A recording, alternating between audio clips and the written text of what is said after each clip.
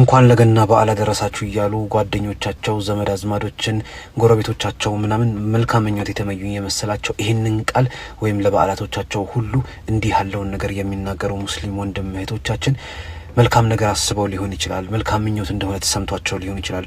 እነዛኞቹም ደግሞ በኢድ በአረፋ በተለያዩ በዓላቶቻችን ላይ ልክ እንዲህ ያለን ነገር መልካም ምኞትን ስለሚገልጹ ያንን ምላሽ ለማድረግና ማህበራዊ ህይወትን ለማጠናከር መልካም ነገርን አስበው አልመውበት ሊሆን ይችላል። ነገር ግን ከባድ ስህተት ላይ ከመሆናቸው አልፎ አላህ ሱብሓነሁ ወተዓላ መልእክት አስቀምጦላቸዋል። ምን ይላል? አዑዙ ቢላሂ ሚነ ሸይጣኒ ረጂም ቢስሚላሂ ረህማኒ ረሂም ቁል ሁወላሁ አሐድ አላሁ ሰመድ ለም የሊድ ወለም የውለድ ወለም የኩን ለሁ ኩፉወን አሐድ በል እርሱ አላህ አንድ ነው፣ የሁሉ መጠጊያ ነው፣ አይወልድም አይወለድም።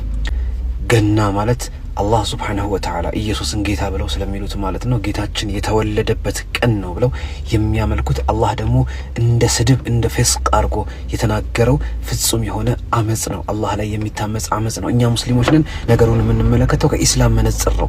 ለምን ሁለት ጌታ የለም። ስለዚህ እነርሱ የራሳቸውን ጌታ ነው እንደዛ ያሉት፣ እኛ የራሳችንን ጌታ የሚባል ጌትነት የለም። ለዩኒቨርሱ ሁሉ ያለው ጌታ ስንት ነው? አንድ ነው። የቁርአን ሲሶ በሆነችው ሱረቱል ኢኽላስ ላይ አላህ ሱብሓነሁ ወተዓላ ያስቀምጠልን ቃል እንደዚህ አይነት ነገሮች ላይ ግራ እንዳንጋባና ወዴት ማዘንበል እንዳለብን ግልጽ በሆነ ሁኔታ የምትመራ ነች። ስለዚህ ከጉርብትናውም ከጓደኝነቱም ከዘመድነቱም ከምኑም ዲናዊ ጉዳይ ላይ ሲሆን ወደ አላህ ልንሸሽ ወደ ጌታችን ልናደላ ይገባል። ምንም እንኳን ቢፈታተነን ምንም እንኳን መልካም ቢመስለን በማር የተለወሰ መርዝ ሆኖ ነገ የውመል ቂያማ የምንጠየቅበት እንዳይሆን አደገኛ ቃል ስለሆነ ልንጠነቀቅ ይገባል። ምን ይላሉ? በአላህ ጉዳይ ሰዎችን አትፍራ፣ በሰዎች ጉዳይ ግን አላህን ፍራ።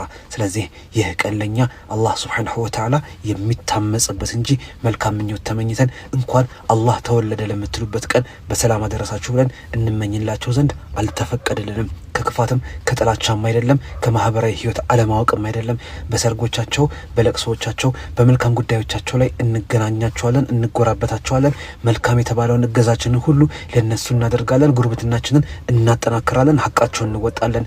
በዲናችን ላይ ግን ድንበር አናልፍም፣ ድንበርም አናሳልፍም። ወሰላሙ አለይኩም።